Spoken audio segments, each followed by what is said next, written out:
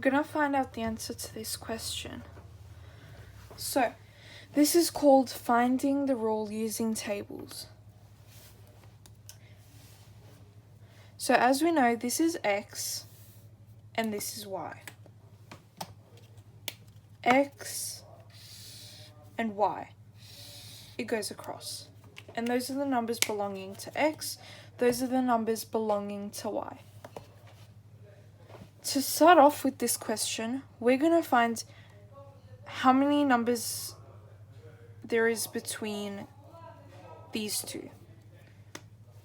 So, first we're going to start with x. Between 2 and 3, there is plus 1. Between 3 and 4, there is plus 1. Between 4 and 5, there is plus 1. And between 5 and 6, there is plus 1. We've done that for x. That's done. Now we have to do it to y. Between 10 and 7, that is minus 3. Between 7 and 4, minus 3. Between 4 and 1, minus 3. And between 1 and negative 2, minus 3. Once we've done that, we have to find out how to figure this out. So, we're always going to do y equals mx plus c. That is how you get the answer to this problem and to every problem that looks like this. First, we're going to start off with finding the y and the x. The y, the m, and x.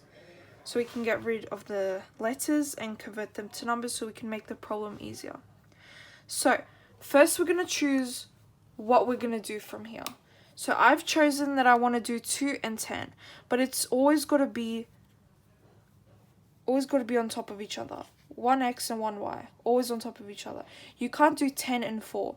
You can do 3 and 7, but I'm going to choose 2 and 10. That's how I'm going to figure out the answer. So, for 2 and 10, what we do is, y, as you can see here, is 10. We're going to write down 10. This might confuse people. So, m is negative 3. It's not plus 1, it's negative 3. So, we do negative 3, and between m and x, there is a times, multiply. So we multiply that with, what is x? X is 2. Negative 3 times 2 plus c. Next step, we want to times 3 times 2. How do we do that? That's very easy. Negative 3 times 2. So just negative 3 times 2 equals negative 6. Why? Because negative times plus divide by positive is always a negative. So positive plus negative equals positive, for example. Alright, now we're going to move on to the next step.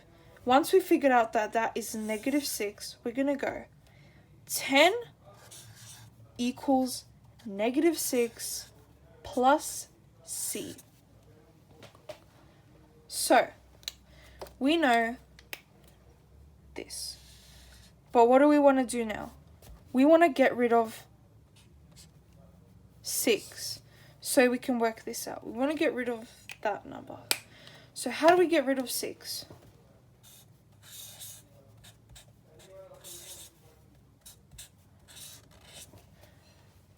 We always want to plus 6 to a negative number. And what we do on the other side, we have to do to this side, plus 6. Why, you ask, we have to plus 6? Because if it was just a 6, we would have to minus 6. But because this is a negative, we have to plus 6 to get rid of it. Even if it was like negative 10, we would always have to plus 10 to get rid of it. So, that would just be, so 10 plus 6 is 16. There's no more 6. So we just write down equals C. And that's just basically your answer. 16 equals C. Thank you.